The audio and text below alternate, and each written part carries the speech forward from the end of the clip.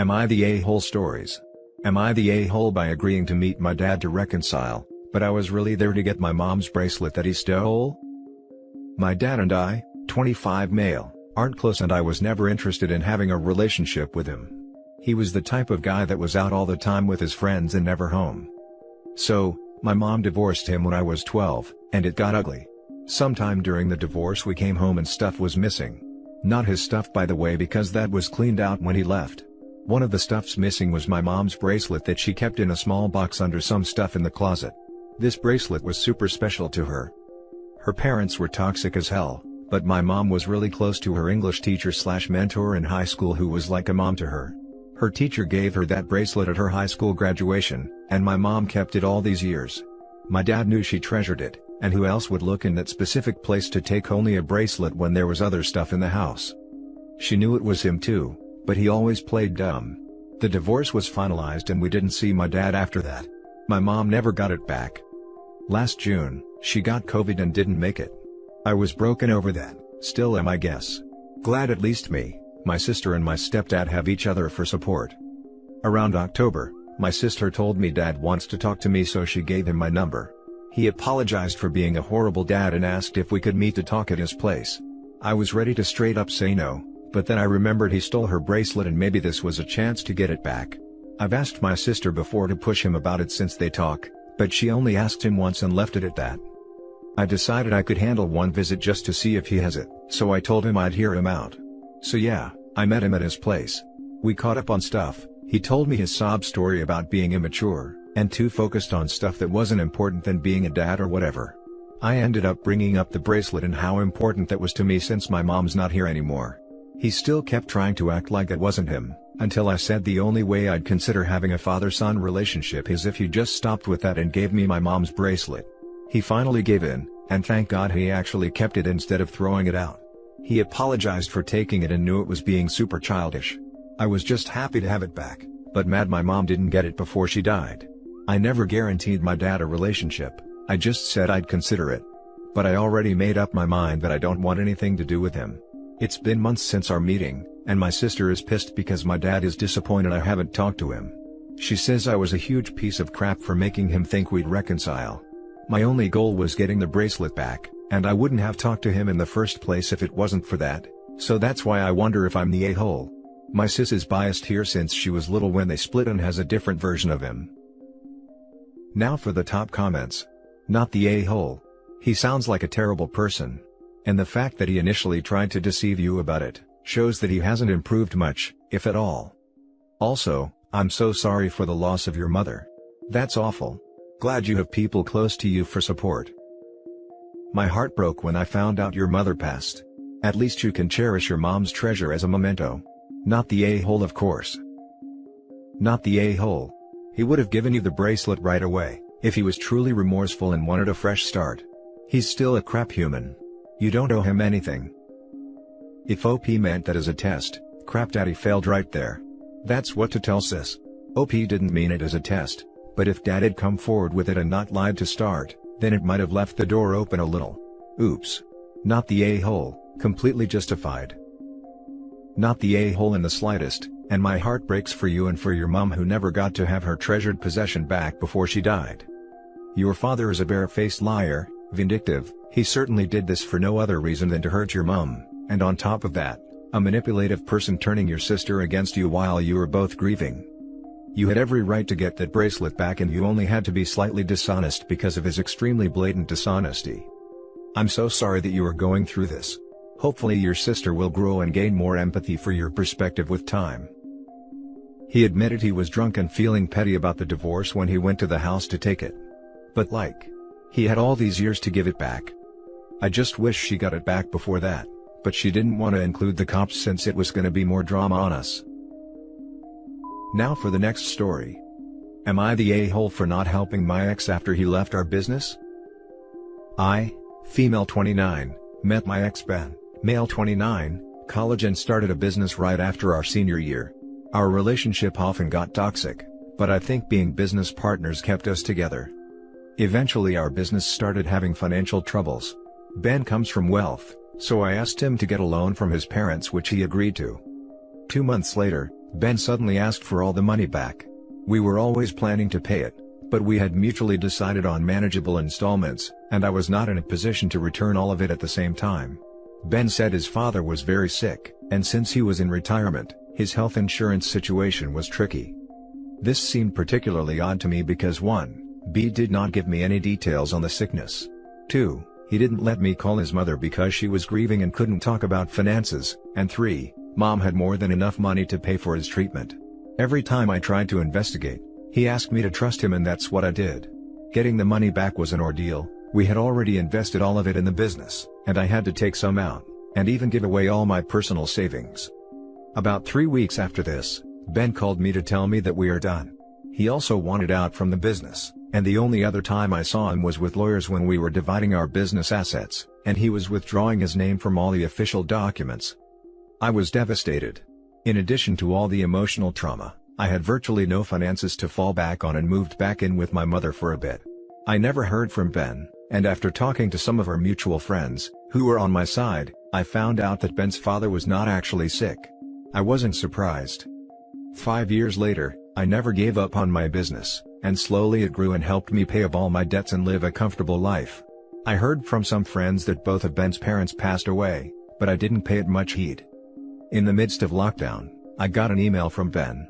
I knew this was not going to be good, but I responded, guided by my curiosity to know what he did with all that money. His parents have cut him out of their will, and he had a child with a woman who abandoned them. He also got laid off because of COVID, and he told me he was struggling to feed his son. He told me that since he was instrumental to the business's foundation, he deserved a cut from it now that it was successful. When I asked him about the money, he said his parents were pressuring him, which I did not believe. They were always on board with his frivolous purchases and knew me well enough to tell me if they wanted it back. I consulted my lawyer, who said Ben had no legal claims to the business. But when I told my best friend about it, she said that she was appalled by the fact that I didn't give it a second thought, especially because he was responsible for the business idea and his initial investment was twice as much as mine. She thinks I'm an a-hole, so I'm here to find out. That's a clear not the a-hole. Congratulations to you for persevering with the idea long enough to make it a success. Exactly. Very clear not the a-hole, no idea why any friend would suggest otherwise actually. I met her through him. She says she has always liked me more and hasn't spoken to him since the debacle, but I don't know how true that is anymore. I mainly consulted her because she knew the entire story thoroughly, but now it seems like she has a massive conflict of interest. He lied about his father being sick. He is probably lying about the child. Do not let your friend guilt trip you. The guilt trip is spot on. My friend told me that since I struggled financially at some point, I should have empathy because he is in the same situation now. Your best friend sucks. You are not the a-hole. You don't owe your ex at all. You did the work, so you get to reap the rewards. She usually tries to play the devil's advocate, but I think this time she took it too far. Next story is titled, Am I the a-hole for wanting to report my cousin, a GP, family doctor, of unethically accessing my medical records and divulging its contents to my extended family? I suffer from severe depression. But no one other than my partner, and my parents know this. I don't like telling people, and outwardly, I'm a very bubbly person, and I'd prefer to keep it that way. Why, you ask? Through the grapevine, it was brought to my attention that several of my extended family members have been gossiping about my depression behind my back. Did you know that OP suffers from depression? I bet his partner broke up with him. He just wants attention, etc. That's why I trust my parents implicitly. Which leaves my cousin Christine, a general practitioner, a family doctor, who works at the medical clinic I am a patient of. Christine presumably has physical access to my medical records. But she would not have had a proper purpose to view them, nor a legitimate reason to disclose them to my extended family. At first, Christine even had the audacity to deny my accusations.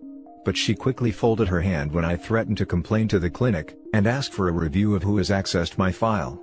Here's where I may be the a-hole. Out of sheer spite, I wanted to make that complaint anyways, even though I know it'll land Christine in a world of hurt.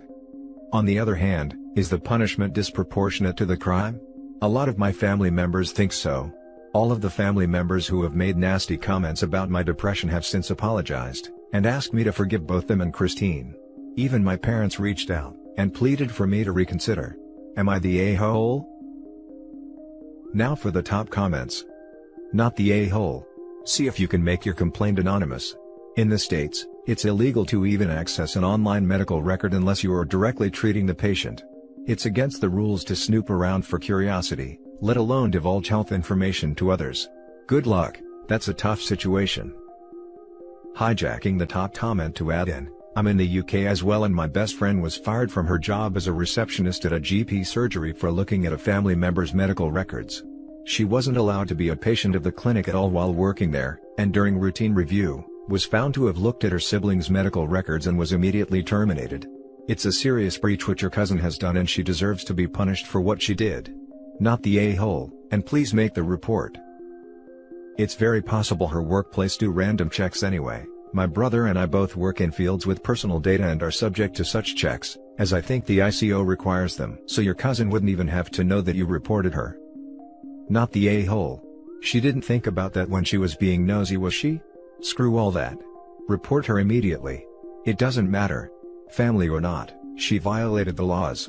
If she gets in trouble, oh well. That's not your problem. Report her and then leave that clinic if possible. That crap ain't cool. She knew the risks and still did it. For what? Play stupid games, win stupid prizes. Screw that. Not the a-hole. While I don't like the idea of screwing with someone's career, medical information is kept private for a reason. It's hard to force yourself to get treatment for mental illness because of the stigma. Also, do you think this is the only time your cousin has looked in files she's not supposed to? Not to mention she gossiped. What would happen if someone hurt themselves because their private information was disseminated to the wrong person? Is it really screwing with someone's career if the person in question jeopardized their own career by violating HIPAA privacy laws? Now for the last story. Am I the a-hole for asking my mom to leave my house? For starters, I'm 36 mil, an only child. My dad was a deadbeat, so my mom and I have always been extremely close. Apart from when I have girlfriends, my relationship with my mother is excellent. My mom is a very sweet person, but one of her bad habits is that she comments on people's weight. Not random strangers or anything, mind you, just people that she knows, like friends and family. Once quarantine hit, my wife, 32 female, got really into baking, and so both of us have put on some weight, but her admittedly more. I don't care, but she's really sensitive about it. There was only one time when I made a fat joke that was totally harmless, but it made her cry, so I never made any jokes like that again. Last night, my mom came by to give my son a violin lesson. She teaches violin professionally, and as she was giving instructions to my son, my wife walked by them eating a homemade cookie, and my mom said to my son, "Mom, you should really cut back on the cookies. What do you think?" But because she said it in Russian, her home country, my wife didn't understand. My son shook his head no, and I sharply told my mother not to say things like that in my house. She seemed to understand, and then finished the lesson. After she finished the lesson, my wife asked if she'd like to stay for dinner. My mother asked what she was making, and my wife said she had a meatball lasagna in the oven and some garlic bread, and then for dessert there were more cookies. My mom said to me in Russian that I shouldn't be letting her eat dessert before and after dinner. And this really pissed me off. So I told her if she can't respect my wife she'd have to leave. She got very offended, saying this was no way to speak to my mother, and I told her that I'm married now and things are different. She refused to apologize or drop the subject, so I asked her to leave, which she did, but not quietly. My wife was extremely confused at first, but once I explained to her everything that was said, she got extremely upset. She agreed my mother's comments were out of line, but thinks I should have let her stayed. So now I'm not so sure. Am I the a-hole here? Not the a-hole in the slightest. Your mother was rude to your wife while she offered cookies and lasagna. Cookies and lasagna. Worst is she tried to get your son in on her rude behavior. It's disgusting that mother-in-law made comments to a child about his mother's weight, in a language the mother doesn't speak. Obviously mother-in-law knew what she was doing was wrong, or she would have made the comments directly. Instead, she tried to manipulate a child into speaking negativity about his own mother. I'm glad OP told her to leave. That behavior is so toxic there was no alternative. Apart from when I have girlfriends, my relationship with my mother is excellent. Wow. Huge red flag already, yikes. There was only one time I made a fat joke that was totally harmless. Oof, doubt it. Definitely not the a-hole for kicking out your extremely disrespectful mother though. This shouldn't even be a question. The fact that she involved your son in her bullying? And in a language your wife doesn't understand? Absolutely disgusting and unacceptable. Don't let her back in your home until she sincerely apologizes. I'm sure I'll be downvoted, but I'll play devil's advocate a bit about why it might have actually been an innocent fat joke. I swear I have a point, probably not a good one, but don't stop at innocent fat joke. My wife and I casually make fun of each other about most things. If I do something stupid, she'll roast me a little about it kinda thing. It's mutual and I've never felt attacked by her or anything like that, and she's at least told me she feels the same. It's mostly always fine, but every now and then one of us will pick something that we didn't realize the other was very sensitive about. Like my wife made fun of me for balding once, and at the time, I had recently started losing some hair and I was actually really worried about it. So I did not respond like normal. She realized it was a boundary and no more balding jokes from her, until I came to terms with it and joked about it myself and told her it was okay. If they have a similar joking relationship and he didn't realize how sensitive she was about her weight gain, then I can see it being harmless in his mind when he said it, and only found out after it was harmful and stayed away from the topic. And that's it for this video guys. If you have thoughts to share, leave a comment below. Don't forget to hit like and subscribe if you like this content.